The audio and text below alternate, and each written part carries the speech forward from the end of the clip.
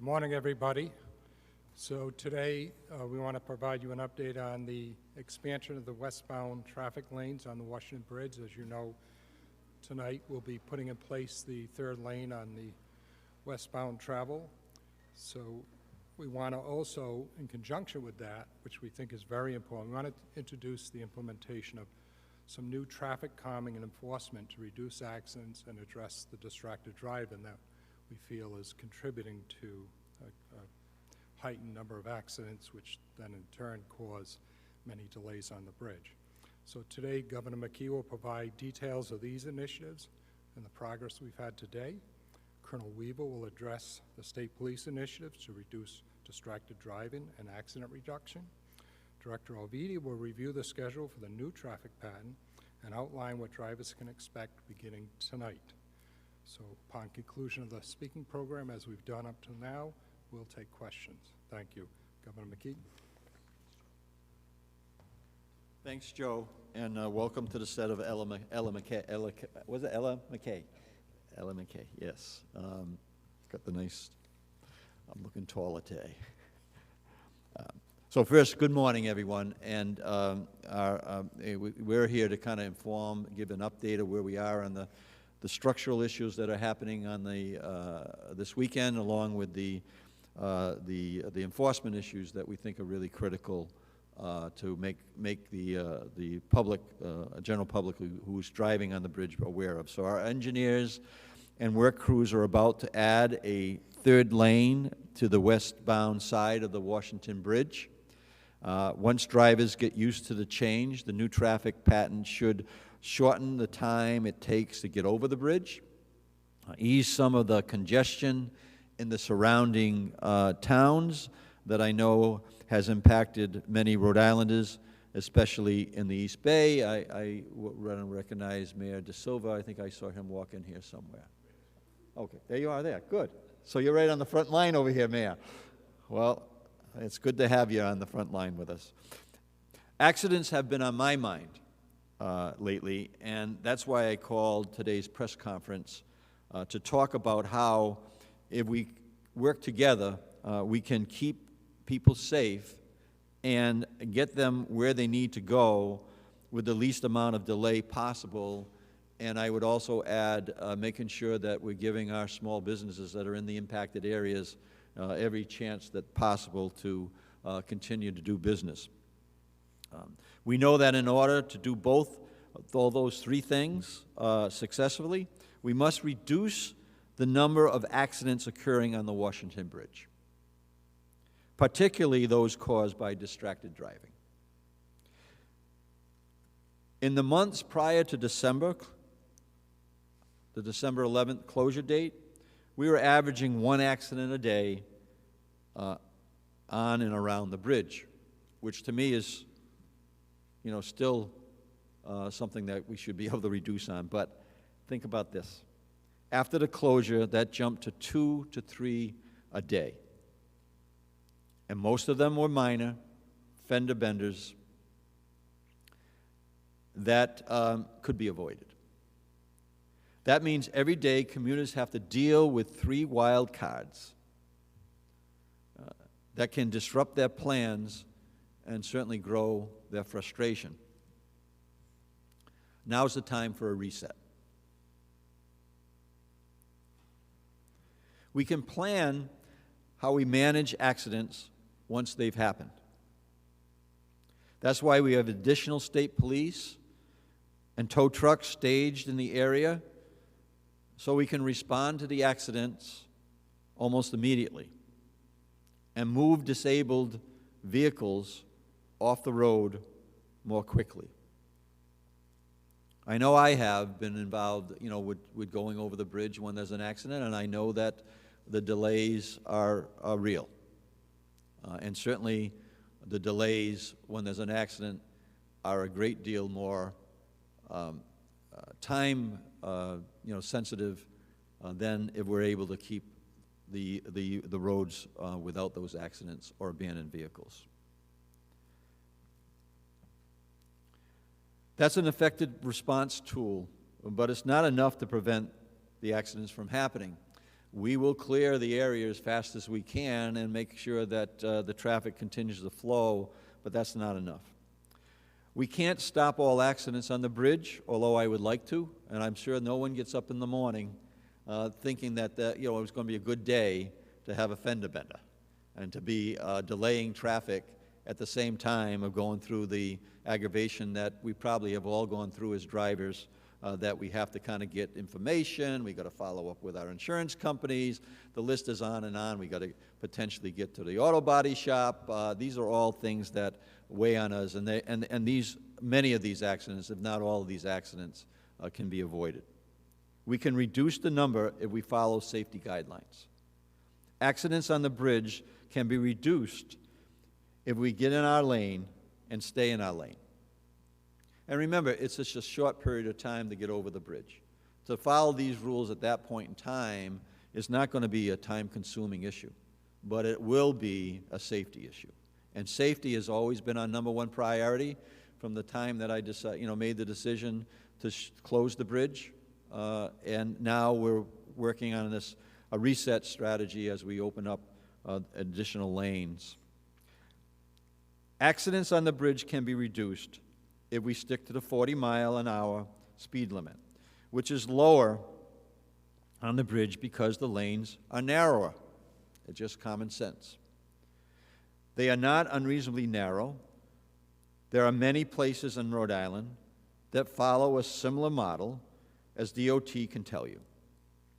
But they do represent a change from what we are used to. I talk about speed limits here, but I also know when traffic is heavy, drivers on the bridge may be moving slowly already. But that's where another danger comes in: distracting driving.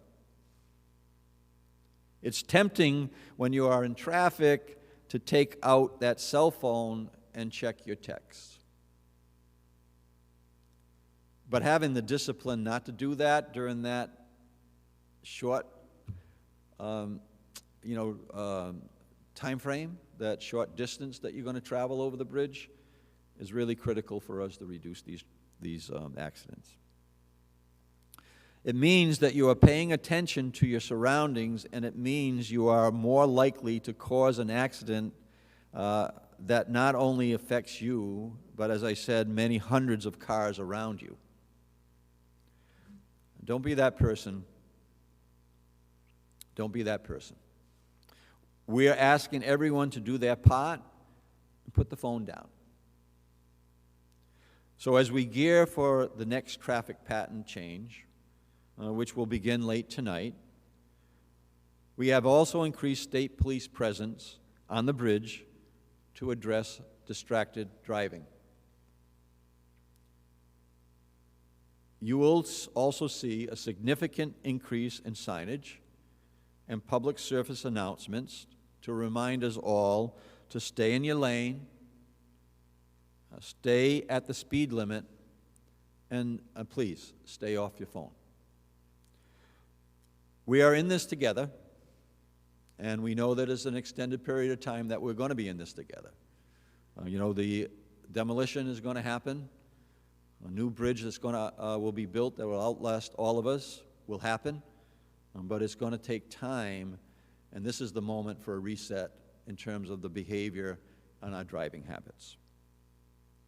We want you to have a safe and predictable travel experience, and we need everyone to help us make that happen. Now I'm going to ask Colonel Weaver to talk more about the measures we are taking to ramp up enforcement, and in particular on distracted driving. And Colonel, thank you so much for your leadership, as well as the state police and the troopers during this time.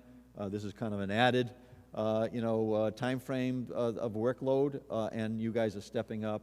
All your men and women on the state police are doing an important job for us. So please come up, Colonel.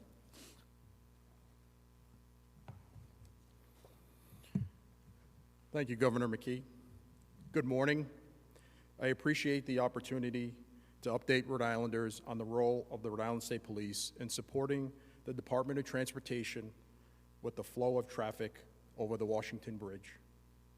The additional lanes provide an opportunity to enhance traffic flow across the bridge, but it also requires that drivers obey the posted speed limits, stay in their lanes, and keep their attention focused on the road. We will proactively enforce against speeding, distracted driving, and other traffic-related offenses. First, as drivers navigate the new lanes, it is important that they adhere to the posted speed limits. Excessive speed significantly heightens the risk of crashes, which not only pose immediate danger to the drivers involved, but also to the secondary impacts, including traffic congestion and delays for all commuters. I also want to emphasize the importance of staying in your lane, your designated lane of travel. Lane discipline is crucial, as abrupt lane changes not only disrupt traffic flow, but it also poses significant safety hazards. By exhibiting patience and conscientiousness and staying within our designated lanes, we actually contribute to the smooth and orderly flow of traffic. Most importantly, the use of any wireless device, including cell phones, for communication, navigation, entertainment, or any other purpose while operating a motor vehicle on a roadway is prohibited by Rhode Island general law. I cannot stress enough the dangers of distracted driving, particularly in areas that demand heightened attention. Distracted driving poses a significant threat to the safety of all drivers, as it diverts attention from the primary task of operating a vehicle safely. Whether it's texting, using your cell phone, or engaging in any other distracting activities, the consequences can be dire.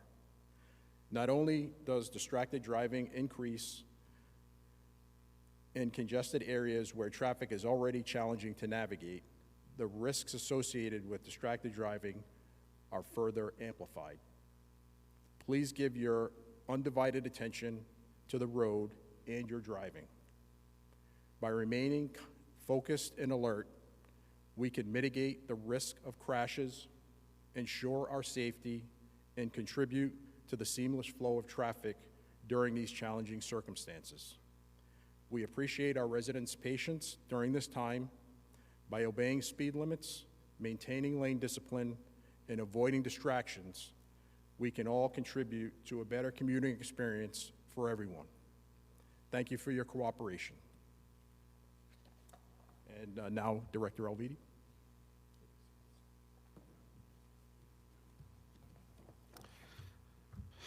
Thank you, Colonel. So here we go. What we did last week in the eastbound direction on 195, we'll be doing this week to the westbound. Beginning tonight, we're preparing to create 3 lanes of throughway on the westbound 195 direction over the Washington Bridge. We're going to start work at 9 o'clock tonight, and we're doing that during a period of time overnight when traffic is lighter, of course. And we'll be taking these lanes during the night so that travelers may experience some delays while we're doing this work tonight. And we want to make sure we get that message out. We're going to be out there working overnight from 9 o'clock to potentially 9 o'clock tomorrow morning, although our crews will work to get done a lot sooner than that. Also, over the weekend, we'll be watching the traffic flowing through this new work zone set up with the 3 lanes, and we'll be making whatever modifications our traffic engineers advise us to make in the work zone setup, the striping, the signage, et cetera, to refine the movement through so that we create the most efficient movement of traffic through that work zone over the weekend. And we'll make those adjustments over the weekend so that the 3 lanes are ready for prime time on Monday morning, when we expect with returning parents from vacation and students from vacation, school vacations, and the regular workday, traffic resumes. There are several things that we ask folks to help us with. Our workers will be out there trying to make the geometry and the pathway through more efficient and faster and safer, but we ask folks to help us out in doing this. Remember to maintain the speed limit. It's a 40-mile-an-hour speed limit. Don't drive distracted. Many of the accidents that are happening are the result of side swipes or rear ends at very slow speeds. And we know that distracted driving is playing a part in that, so we ask people to help us out there. And to be courteous. Allow people to merge in from some of the entrance ramps onto the, into this work zone area. By doing that, the traffic will flow much more smoothly, and everybody will have a much more favorable experience as they drive through this. The lanes, as they are in the eastbound, will be 2 10-foot lanes and 1 11-foot lane. The right lane will be 11 feet, and the right lanes will have traffic restricted for trucks to only drive in the right lane. Any vehicles can drive in them, but trucks in particular can only use the right-hand lane. The other 2 lanes are 10 feet, as they are on the eastbound setup that we did, and that seems to have been accepted favorably by the folks that are negotiating their way through that. On Sunday night, in addition to some good news to go along with this is we know that the pavement, both westbound and eastbound, has made things challenging for folks driving through this area. So beginning on Sunday night, we will be repaving both the eastbound, we'll start with the eastbound side, and the westbound side. We'll be putting brand new pavement down, brand new striping, and we'll be adding reflectors along the lining or the striping areas to help define those areas and make a smoother ride for folks. We'll be doing that over the next week and a half, beginning on Sunday. We'll be doing the work at night from 9 at night to 5 in the morning. So expect any folks that are driving through that area overnight, some lane restrictions and some slowdown in your movement through there. But it's all in an effort to make it a smoother ride for folks, particularly in the eastbound lane where there's a pretty rough stretch of roadway. We'll be making that smooth. And that'll continue through next week. We think that with everyone's cooperation, ours and yours, it'll make the ride through this area not only smoother, but also faster and more efficient and safer for folks. We're also at the same time embarking on an ad campaign in support of the lane shifts that will help the messaging out to the public to be able to better inform them how to traverse through. It includes pictorials and visuals that will give you the image from a driver's standpoint, what to expect to see out there so people can be better prepared when they enter this work zone for the first time. Some of the messaging actually started last Thursday, but it'll run for another full week. And again, this is to get folks ready to drive through there in the best way, in the most informed way that they possibly can. The campaign also included social media, print media, and radio. And the graphics show the new 3 lanes. The media is multilingual. There are Spanish component to this, and there was also a Portuguese print component to the messaging that we put out. We're using safety messages and benefit messages. The safety messages are: don't drive distracted, obey the speed limit, and trucks must use the far right lane.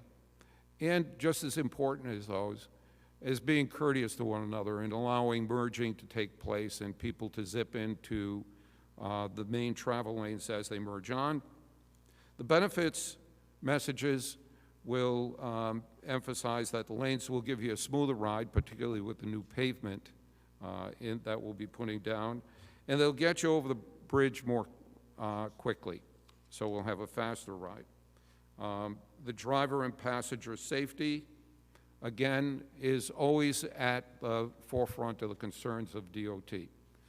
People's safety and is always primary with efficiency of moving through, and the safety of both the drivers and the workers that will be working there is important to us. So we thank you. We thank you all for being here and certainly helping us begin to get the messaging out on this, and that's very important. And we look forward to a busy weekend. Thank you, Director. So we'll have the governor come back up to the podium. We will take questions at this time. Andrea will direct the questions. Thank you. Question for Director Alviti, actually, if we can. We saw a lot of growing pains with the eastbound additions. Are we expecting that to be wrapped up over the weekend, or is that going to really affect Monday morning commuters, pushing that back onto some of the side streets, Providence, East Providence, that we saw last week?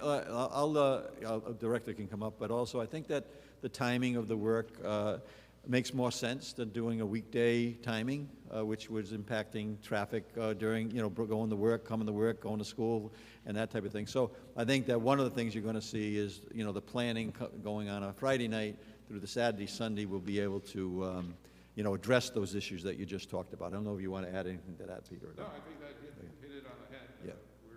Say it in the microphone, please. Yeah. Yeah.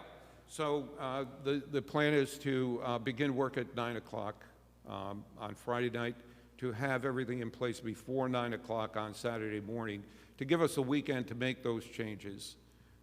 When we started on a weekday on the eastbound side, we did that mainly in order to hit a weather window that we needed in order to stay on schedule. But this one, like many of our other work zones, we'll be doing it on a Friday night, so we have the full weekend to monitor, make adjustments, and have it ready on Monday morning for traffic.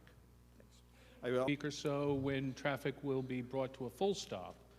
And secondarily, is this a relatively permanent change? Do you anticipate any further lane changes before the demolition and construction of the new bridge happens? I think what you're going to see is are you referring to the asphalting that's going to happen? Either the lane shifting, the asphalting? Well, we're going to certainly take an analysis of how effective the 3 lanes going in each direction are, but we don't anticipate any other lanes coming on board. But also the work that is being done on the asphalting and the reflectors, that's going to happen over a period of time. How long is that going to take?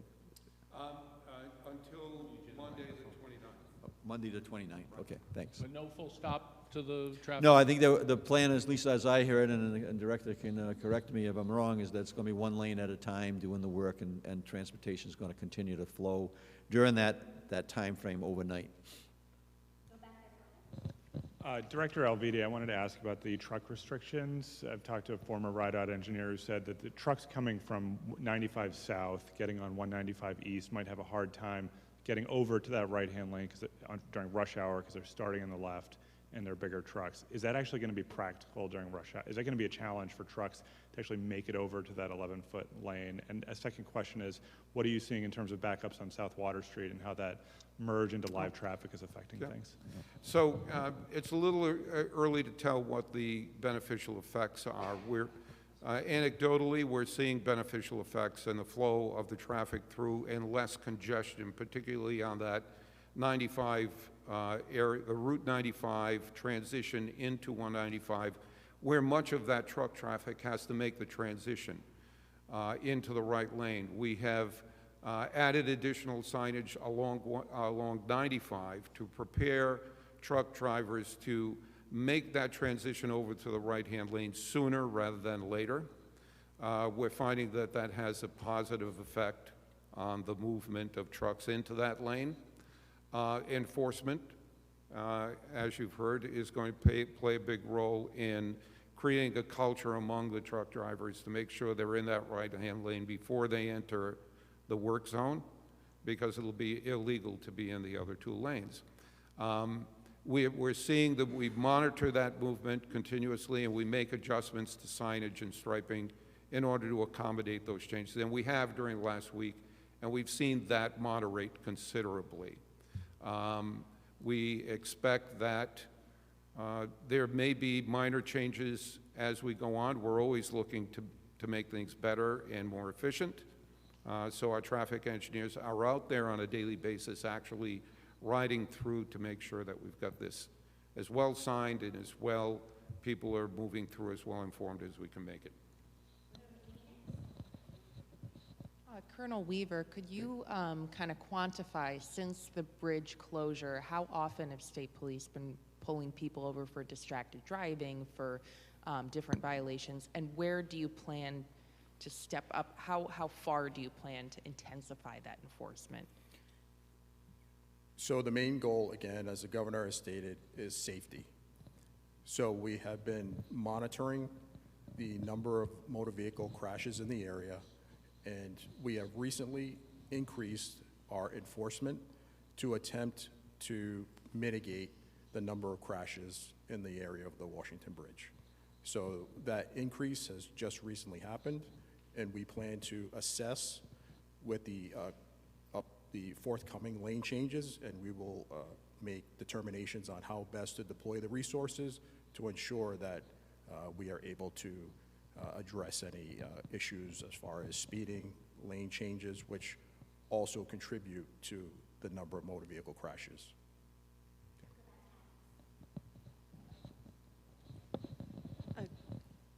Colonel, I also wanted to stress, do you have a specific number when it comes to people pulled over? How are you planning on pulling people over without causing even more backups? Yes, so the area as far as enforcement is a challenging one, and we are going to do our best when we are doing enforcement to not impede and create more of an issue with the enforcement in the area. But that's something that we will definitely manage, and we will not have any issues doing that. We don't have any numbers, though.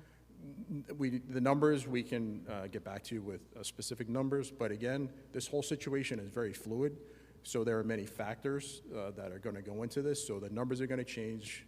Weather is a factor. There are several things that are going to contribute to those numbers, so you need a much larger sample size, which is going to take time to give you numbers, so any numbers that we would give you would not give you a full picture right now. So we just kind of ask your patience with that. And again, we're all going to be assessing this, and the goal is to make sure that everyone is safe and that we can reduce the number of crashes. And does the governor or Director Alviti have an update on the forensic analysis or the day of reckoning? Yeah, we love that day of reckoning, and I'm happy I said it but I also think that began when we brought the legal team on, right? Anybody who is, going to be interviewed relative to looking back on this, and I think looking back is very important. So we'll follow our engineers, the engineers that I brought on through our office, along with the legal team that is engaged by our office to determine the timing on any of the analysis that will come out. Have you seen any change in the frequency of accidents on the eastbound side since opening that third lane? Many drivers expressed concerns that the narrower lanes would make it more frequent for accidents. So do we know, is it making things better or worse? So as the Colonel said, it's difficult to put numbers on it on a 1 week, right? I think we have to look at this on a month basis. But initially, there's a marginal reduction on the east side. But that's just a 1 week.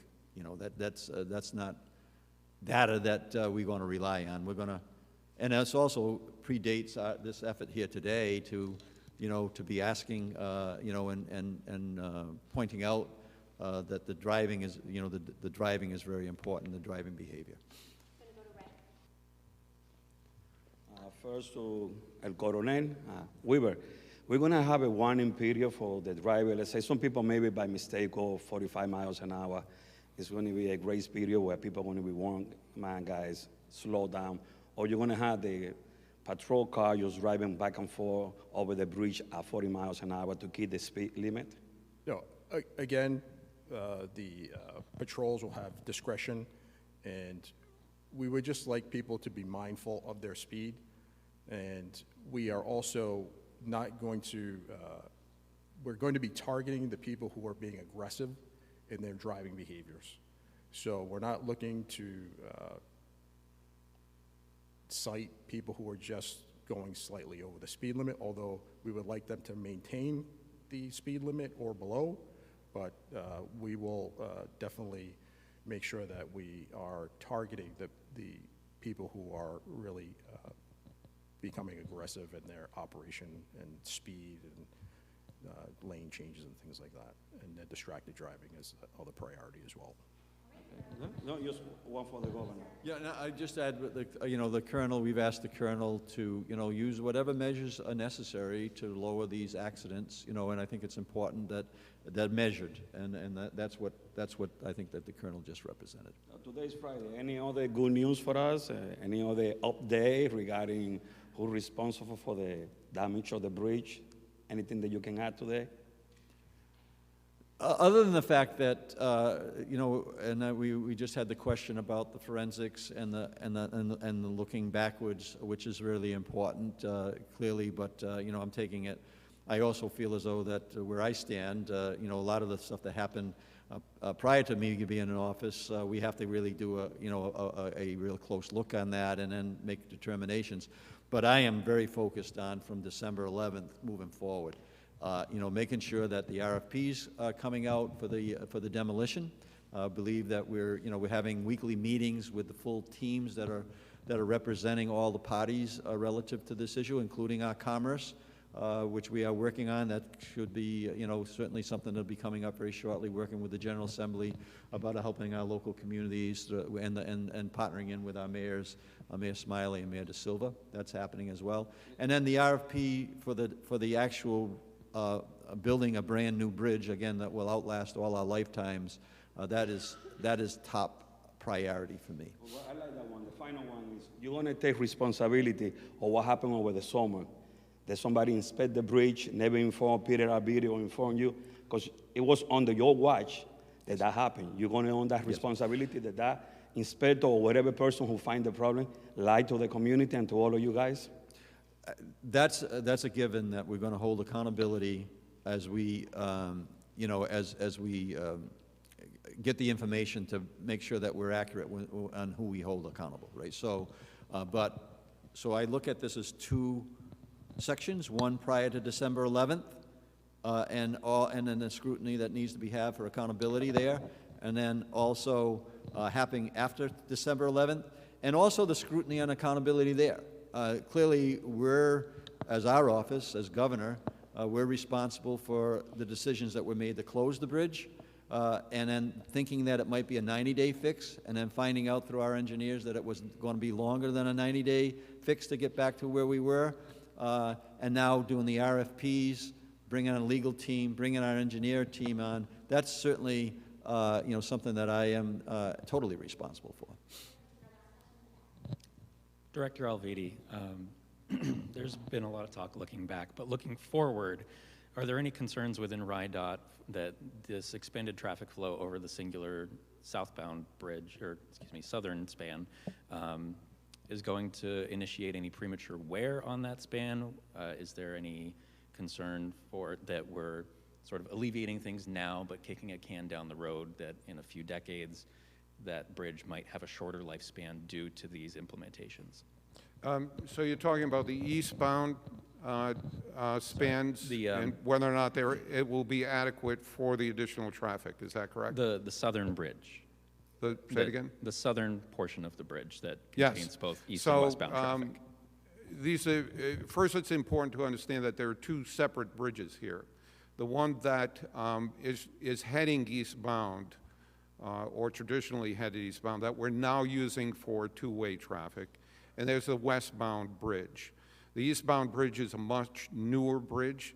It was built a little over 20 years ago.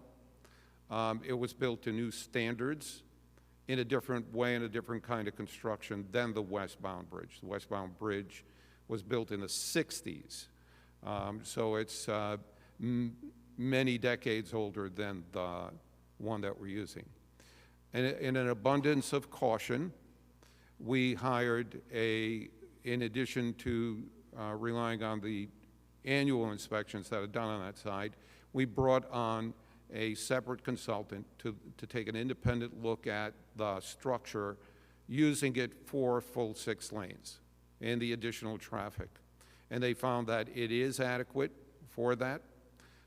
Because of the width of the lanes that we're creating, they recommended that while from time to time we give permits, state permits, to companies that are transporting oversized and overweight loads, during the construction and the use of this, we will not be giving those special permits out.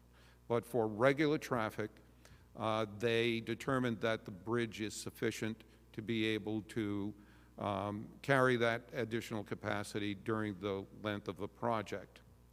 We didn't stop there.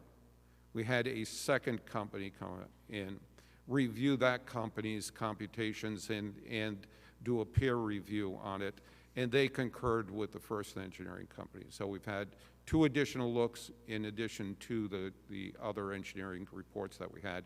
We had 2 brand new reports done on it, and they both came back and said that it's adequate for the use that we'll be using it for the next several years. Thank you.